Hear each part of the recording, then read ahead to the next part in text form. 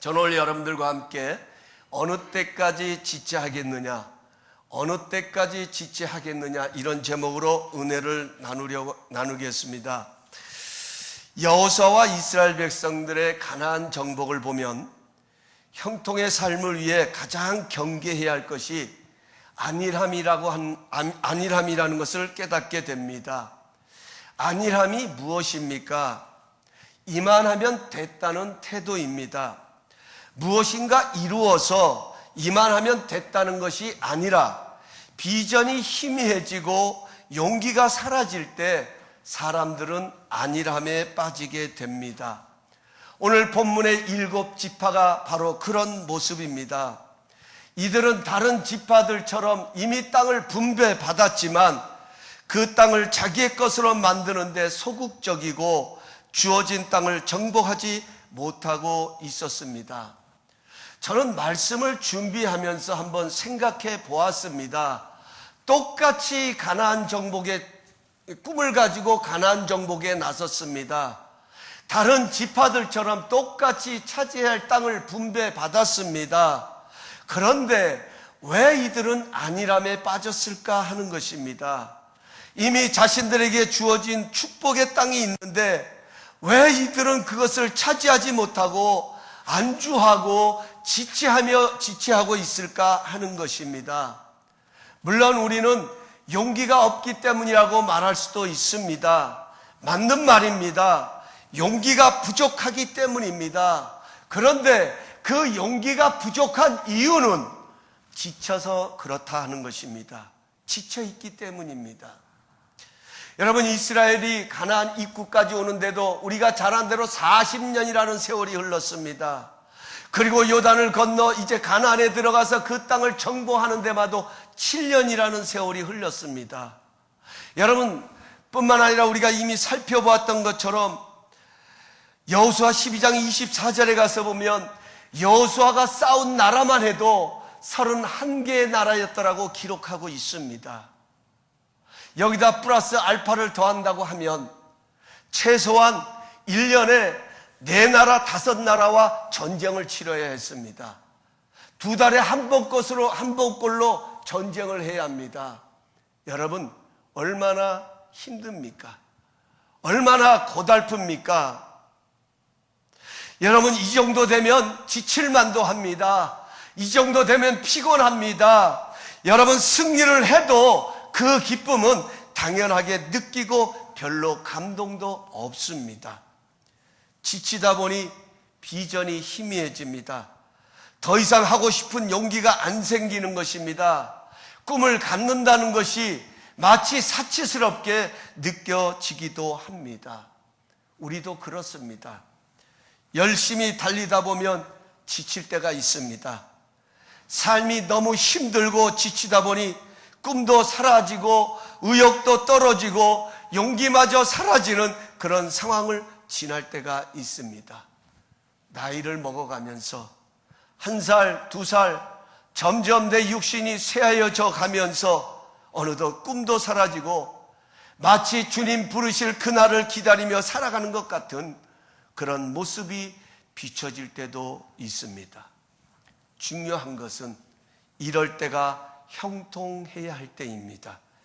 이런 위기를 잘 넘겨야 승리하고 성공할 수 있다라고 성경은 말씀하고 있습니다. 안일함을 극복하지 못하면 가나안 정복은 중단되고 마는 것입니다. 그래서 여호수아는 언제까지 지체하겠느냐고 백성들을 흔들어 깨웁니다. 더 이상 미루지 말고 지금 일어나 약속의 땅을 향하여 나가라고 그들을 재촉하는 장면이 본문에 기록되어 있습니다.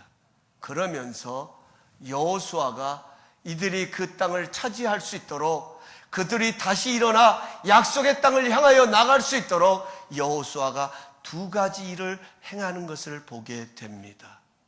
첫 번째로 오늘 본문 1절 말씀을 우리 다시 한번 함께 읽어보겠습니다. 1절 말씀입니다. 시작. 이스라엘 자손의 온 회중이 실로에 모여서 거기에 회막을 세웠으며 그 땅은 그들 앞에서 돌아와 정복되었더라. 아멘. 여호수아와 이스라엘 백성들이 오늘 1절 말씀에 가서는 실로에, 여기는 회막이라고 되어 있지만 다른 말로 성막이라고도 말합니다. 회막을 새롭게 세우는 장면이 기록되어 있습니다. 여러분, 이 회막은, 성막은 하나님이 임재하시는 처소로 거룩히 구별된 장소입니다.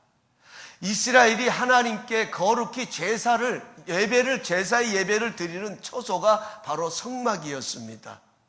성막에서 하나님은 인간의 죄를 용서하셨습니다. 성막은 이스라엘 백성들의 모든 삶뿐만 아니라 그들의 신앙과 모든 정책의 중심과 같은 그런 역할을 감당하는 중심이었습니다. 여호수아는 이 성막을 길갈에서 실로로 옮겼습니다. 왜 이렇게 행하냐면 앞장 17장에 가서 보면 므낫세 지파와 에브라임 지파가 여호수아에게 불평하고 원망하는 장면이 나옵니다. 여기 므낫셋과 에브라임 지파는 요셉의 후손입니다. 조상 요셉으로 말미암아서 그들이 이야기했던 것처럼, 자신들이 고백했던 것처럼 하나님께서 그들에게 복을 주셔가지고 그 지파가 번성했습니다. 그래서 12지파 가운데서도 가장 큰 지파의 한 지파로 자리를 잡고 있었습니다. 뿐만 아니라 이미 모세를 통해 요단 동편 땅을 분배받았지만 워낙 큰 지파를 이루고 있었기 때문에 그것으로는 부족했습니다. 그래서 또 다른 땅을 분배받은 것입니다. 하지만 이들은 그것도 적다고 불평하는 것입니다. 우리가 이렇게 많은데, 우리가 이렇게 하나님의 일을 위해서 많은 일을 했는데 이것밖에 주지 않냐고 불평하고 원망했습니다. 여러분, 그들의 불평은 틀린 것이 아닙니다. 엄밀하게 보면 맞습니다. 여러분, 큰 지파를 이루고 있기 때문에 그들이 기거할 땅은 넉넉한 땅이 돼야 되는 것이 맞습니다. 여러분, 불평을 우리가 듣고 보면 틀린 불평이 얼마나 있습니까? 그 사람이 하는 이야기 맞습니다. 아내가 남편을 향해서 하는 불평을 들어보십시오. 남편이 아내를 향해서 하는 불평을 들어보십시오. 불평이라고 다 틀린 말은 아닙니다. 단지 그것이 불평으로 나와서 문제이지요. 워낙 큰 지파를 이루고 있기에 적은 것 맞습니다. 하지만 아직 땅을 분배받았지만 그 땅을 정복하지 못한 이런 7지파에 비하면 이들은 큰 축복을 받은 거예요. 감사할 만한 거예요. 얼마든지 많은 땅을 차지하고 있는 것입니다. 이들의 불평과 원망이 논리적으로는 맞는지 몰라도 이 불평과 원망은 오히려 다른 지파에게 좋지 못한 영향을 줄 수 있습니다. 여러분, 불평은 또 다른 불평을 만들어냅니다. 그래서 성경은 불평하지 말라고 말하는 거예요. 사람들은 많은 것을 가진 자들이 불평하면 뭐라고 말합니까? 배가 불러서 그런다고 말합니다. 어떤 사람들은 많은 것을 가진 사람들이 불평하고 원망하는 것을 보면서 자신을 비교합니다. 저 사람들은 저렇게 많은 것을 가지고 저렇게 만족하지 못하고 불평하는데 나는 이 고생하고 이게 뭐냐고 자신을 비하하는 사람들도 있습니다. 불평이 가져다주는 영향입니다. 여호수아가 길갈에서 실로로 성막을 옮긴 것은 새로운 땅에서 새로운 은혜를 구하기 위해서입니다. 여러분, 길갈이 어떤 곳입니까? 길갈은 이스라엘 백성들이 하나님의 명령에 따라 요단강을 건넌 이후에 그 요단강을 건넌 것을 기념하여 기념비를 세운 곳이 길갈입니다. 그 험난한 여리고성을 정복하기 전에 하나님의 명령에 의해서 할례를 행한 곳이 길갈입니다. 여호수아와 백성들은 전쟁을 치르고 나면 그들은 길갈로 돌아왔습니다. 길갈은 백성들에게 있어서는 쉼터이고 재충전을 받는 곳이었습니다. 잊을 수 없는 은혜의 터전이었습니다. 그런가 하면 실로는 하나님께서 허락하신 새로운 땅이었습니다. 오늘 성경 1절에도 기록되었던 것처럼 하나님의 은혜로 새롭게 정복한 땅이었습니다. 성경의 역사를 살펴보면 이 실로는 아주 견고한 땅이었습니다. 훗날 다윗 왕 때에 블레셋에서 빼앗겼던 여호와의 법궤를 다시 도로 찾아왔을 때 그 법궤가 실로에 머물렀던 것을 우리는 성경의 역사를 통해 발견하게 됩니다. 길갈은 수많은 은혜의 추억이 담긴 땅이라면 실로는 새롭게 성막을 세우며 새로운 은혜를 바라보는 새 땅이라는 것입니다. 여러분, 안일함에서 벗어나는 길 첫 번째로는 새로운 은혜를 받아야 됩니다. 새로운 은혜를 바라보아야 한다는 것입니다.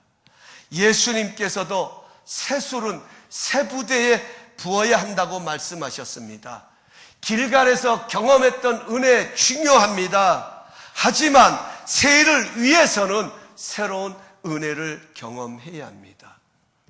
여러분, 새날이 왜 우리에게 소중한 것일까요?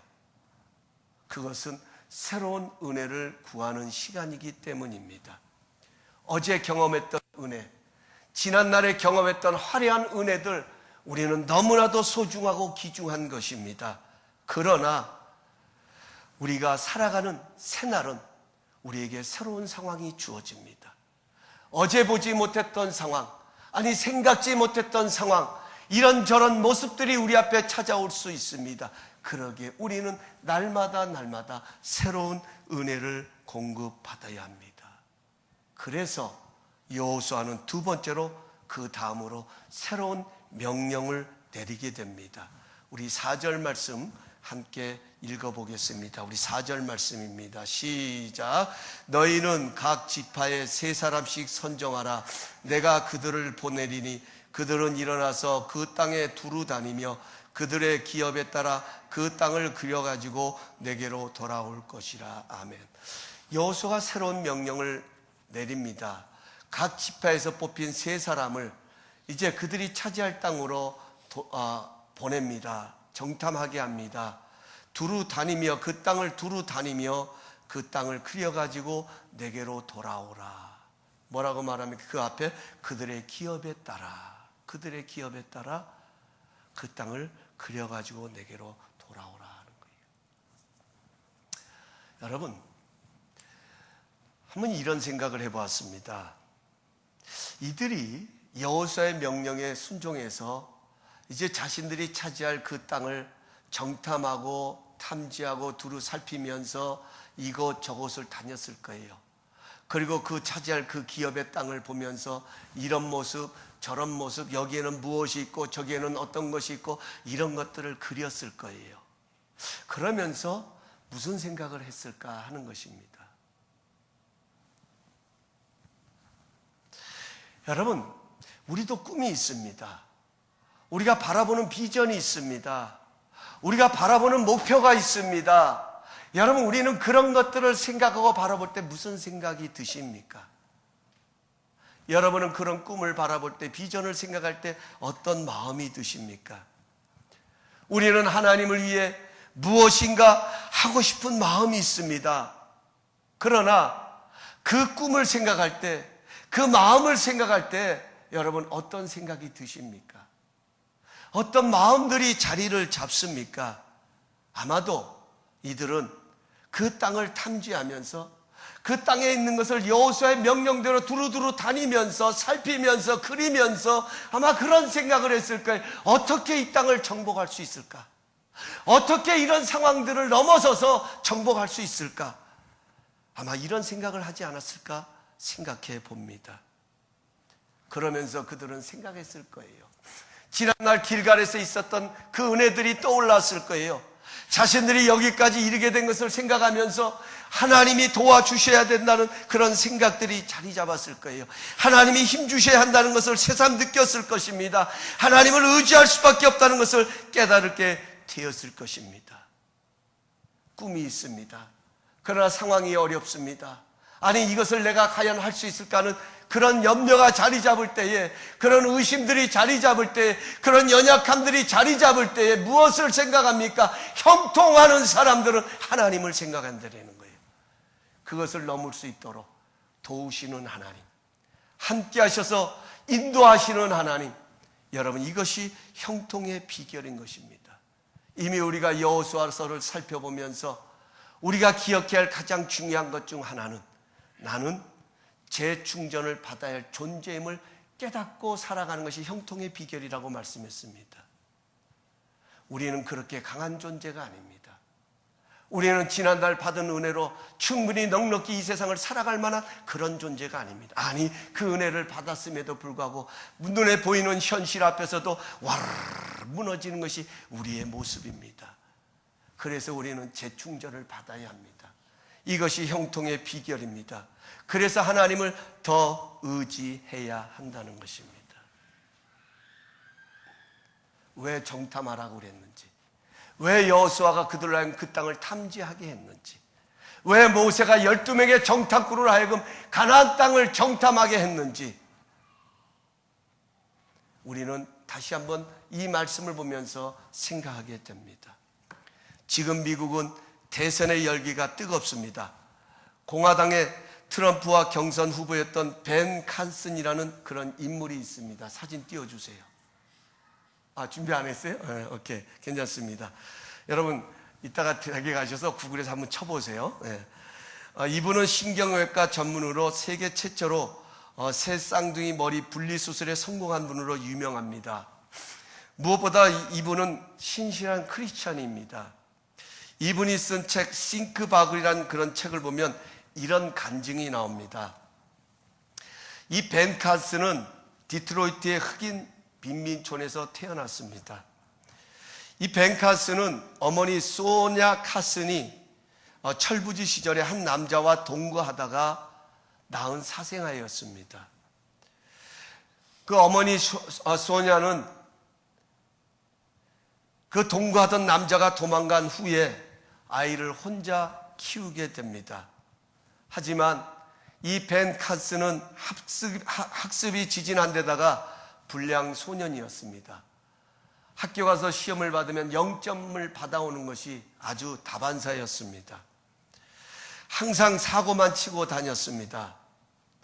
어머니는 이 벤 칸슨을 볼 때마다 얼마나 답답했겠습니까? 그러면서 이 어머니는 이 아이 때문에 벤 칸슨을 키우다가 기도하는 어머니로 바뀌게 됩니다. 자신의 삶은 어둡고 슬픈 이야기로 가득하지만 믿음을 갖게 되면서부터 기도하는 어머니로 바뀌게 됩니다.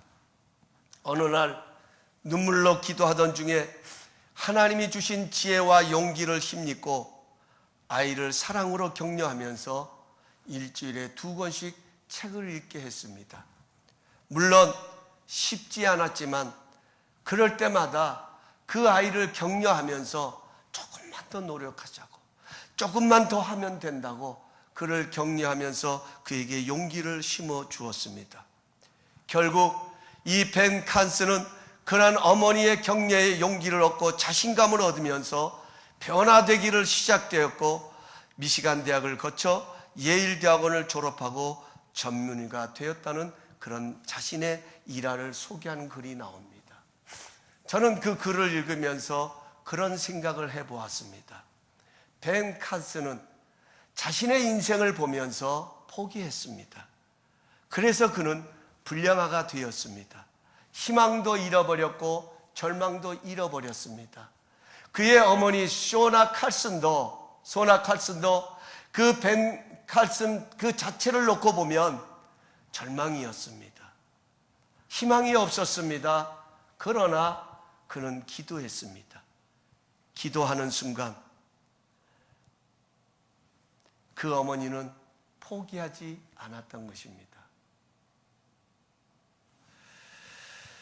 벤 칸슨은 포기했는지 모르지만 어머니 소나 칸슨은 포기하지 않았습니다. 어떻게 해요? 기도로 포기하지 않았습니다. 상황은 절망이었지만 기도로 하나님을 의지하는 한 아직 끝난 것이 아니었습니다. 눈에 보이는 상황은 희망이 보이지 않지만 어머니는 기도로 하나님을 의지하며 희망을 붙잡고 있었던 것입니다. 여러분, 우리도 꿈도 있습니다. 이루고 싶은 비전도 있습니다.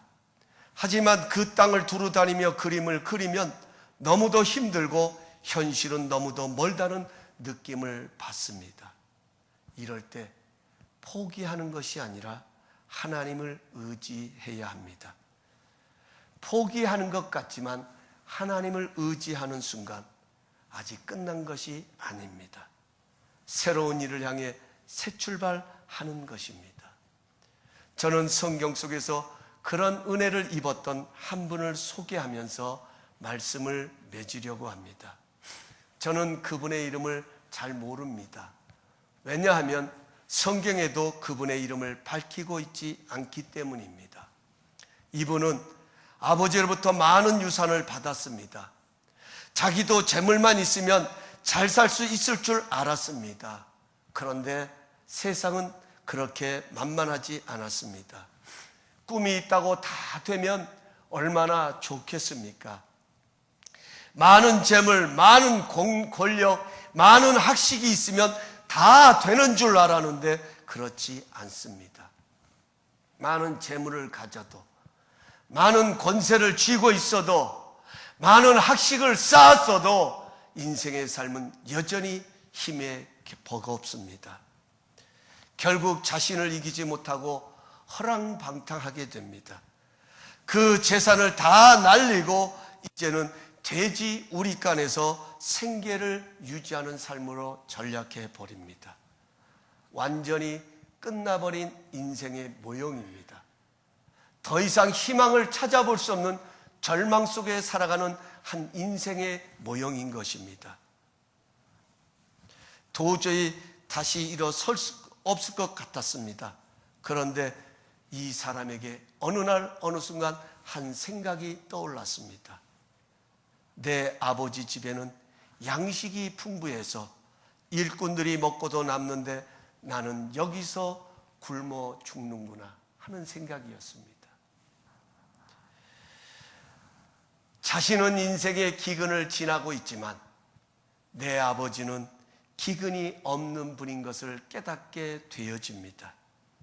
그래서 탕자는 아버지의 집을 향하여 발걸음을 옮깁니다. 비록 종이 되더라도 아버지 집에 머물러 있는 자신을 바라보면서 그것을 그리면서 발을 띄었습니다. 아버지 집을 향하여 발걸음을 옮겼습니다. 사랑하는 성도 여러분, 그 결과는 여러분들이 다 잘 아시기 때문에 생략합니다. 중요한 것은 이 탕자의 삶은 포기할 수밖에 없는 삶이었습니다. 그러나 아버지를 생각하고 의지하는 순간 그것은 끝이 아니었습니다. 새로운 은혜를 향한 새 출발이었습니다. 이것이 바로 우리가 누려야 할 새로운 은혜인 것입니다. 우리의 삶은 아무리 절망이라도 하나님을 의지하는 순간 아직 끝난 것이 아닙니다. 아니, 오히려 새로운 은혜를 향한 새 출발이 되어집니다. 그래서 이사야서 40장 31절은 이렇게 말씀합니다. 오직 여호와를 앙망하는 자는 새 힘을 얻으리니 독수리가 날개치며 올라감 같을 것이요 다른 박질하여도 곤비하지 아니하겠고 걸어가도 피곤하지 아니하리로다. 사랑하는 성도 여러분, 왜 하나님을 앙망해야 합니까? 왜 하나님을 앙망하는 자가 복 있는 자라고 말합니까? 그것은 새 힘을 얻기 위해서입니다. 우리는 꿈이 있기에 하나님을 더 의지해야 합니다. 내가 할 수 있어서가 아닙니다. 내가 모든 것을 갖추고 있기 때문이 아닙니다. 아니요, 반대로 꿈은 있지만 내 상황은 어려울 수도 있습니다. 그렇기 때문에 하나님을 더 의지해야 합니다. 그렇기 때문에 하나님을 더 찾아야 되고 하나님이 주신 힘을 공급받아야 합니다. 우리 교회가 이루어야 할 비전들은 참으로 아름답고 위대합니다. 그러나 우리의 현실은 어렵습니다. 그래서 우리는 용기가 나지 않을 수도 있습니다. 그래서 두루다니며 그림을 그려야 합니다. 새로운 은혜가 부어져야 할 것을 믿음의 눈을 열어 그려가야 합니다.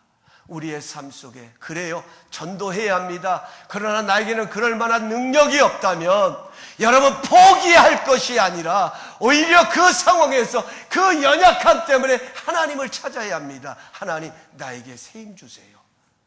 전도할 수 있는 힘 주세요. 하나님, 내가 더 열심히 할 수 있는 힘 주세요. 내가 이 땅을 차지하고 싶습니다. 나도 이렇게 하고 싶습니다.